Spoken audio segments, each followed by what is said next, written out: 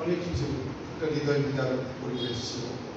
কিন্তু আমরা ওখানে থেকে, যদিও আমাদের জন্য অনেক অসুবিধা হয়েছিল, এরকম একটা পরিবেশ, অন্ধকার রাত্রে আমি ভয় পাচ্ছিলাম যে, যেহেতু আমাদের ইসকনের একটা গাড়ি ছিল, যে গাড়িটা নিয়ে এসেছিলাম, গাড়িটির দাম ছিল 5 লাখ টাকা, গাড়িটার দাম ছিল গুরু মানুষ তখন আমাকে দিয়েছিলেন এই প্রজেক্টের জন্য।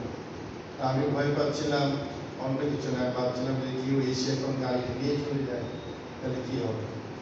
আমার এই সিদ্ধান্তটা ঠিক হয়নি মনে হয়। আমি যদিও আমার সঙ্গী সাথীদের কাউকে বলিনি, তাদের সাহায্য গিয়েছিলাম যে কোনো অসুবিধা হবে না।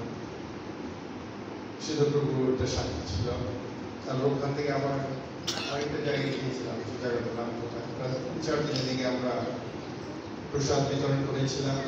ওই এলাকায় ভাগবত কথা আলোচনা করেছিলাম।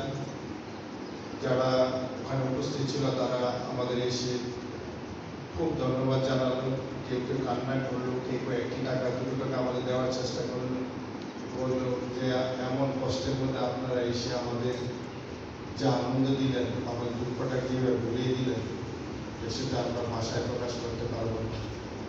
তো ভগবানের কথা, ভগবানের লীলা, ভগবানের নাম এই সংসারে, দুঃখময় সংসারে এক আশীর্বাদ স্বরূপ। যেটা আমি বলছিলাম যে তারা এত কষ্টের মধ্যেও তাদের কিচ্ছু নেই, কিচ্ছু বলতে কিচ্ছু নেই, তারা 1 টাকা 1 কয়েন নিয়ে আমাদের সামনে উপস্থিত হয়েছিল আমাদেরকে দেওয়ার জন্য। তার মানে সেটা আমাদের নয়, সেটা ভগবানের প্রতি তার ভালোবাসা, তার প্রেম। জীব অনাদিকাল ধরে ভগবানকে বলে আছে।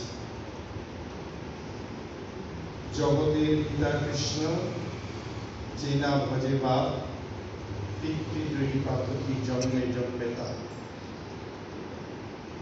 তার শরীরের তাপ কখনো যায় না। যেমন পুত্রহারা মা, বৎসহারা কালী